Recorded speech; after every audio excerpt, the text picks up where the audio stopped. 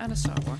Catch-up surely means waiting lists come down rather than go up. And 603,000 was the number waiting in August 2021, and nearly 750,000 people are on one now, 14 months on after our so-called catch-up plan. And the First Minister stopped pretending this is all down to COVID. When the SNP came to power, there were 260,000 people on NHS waiting lists. Immediately before COVID, there were 420,000 people on NHS waiting lists. Now it's 750,000 people. That's now 1 in 7 Scots on an NHS waiting list. And this has consequences. Listen to the staff.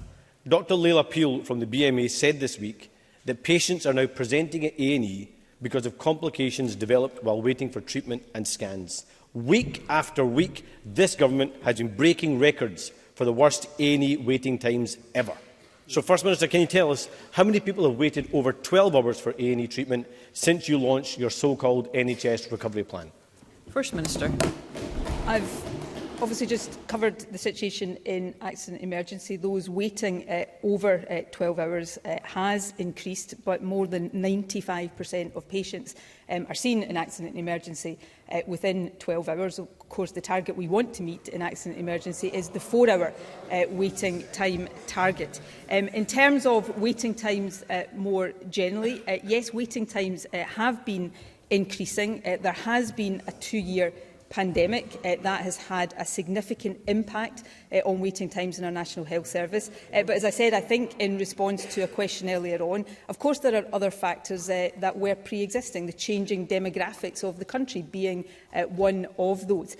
Over the last 2 months, there has been a focus on treating the longest waits in our National Health Service, and the figures published today show the progress in that. We're also seeing an increase in the number of inpatient and day case patients who have been seen. So in the most recent quarter, a 7.6% increase in those seen, which demonstrates the recovery of the NHS from COVID. So these are difficult challenges. There is absolutely no getting away from that. Almost every country, certainly every country in the UK and most countries across the world, are grappling with these challenges. But the investment that we see in our National Health Service and the steps that we are taking to redesign care are what need to continue. And lastly, we do listen to staff. The Health Secretary meets with staff and with unions and professional organisations on a regular basis. And of course, there are many more staff working in our National Health Service today than was the case when this government took office. I think more than 20,000 additional staff have been recruited in that period. Anna Sarwar. He might listen to staff, but he's not hearing what the staff are telling him and taking the necessary action to help people across the country.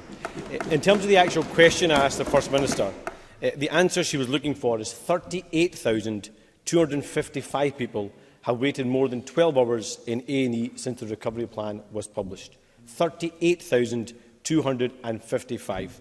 And frankly, people are sick of the same old excuses, and this SNP government always looking for someone else or something else to blame. Across Scotland, people are getting the same inadequate answer from this government. Wait. Wait in fear for a cancer diagnosis. Wait in pain for a hip replacement. Wait for hours in an ambulance outside A&E. Wait anxiously for their child to get mental health treatment. And today we discover that life expectancy has dropped again for a second year running, all under Nicola Sturgeon's watch. After 15 years in power, after 15 years of running our NHS, how long will the people of Scotland have to wait for you and your Health Secretary to do your job? Through the Chair, please, Mr Sarwar. First Minister. We'll continue to do our jobs, and ultimately, as it always has been, it is for the people of Scotland to decide whether they want us to continue to do our jobs.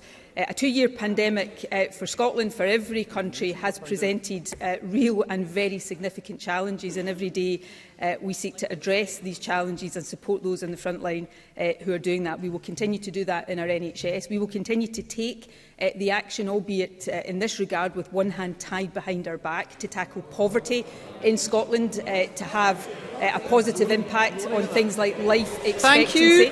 Thank you. Thank you. Unfortunately, Labour still wants us to have one hand tied behind our back on these issues. And I take full responsibility for performance across all of these things in Scotland.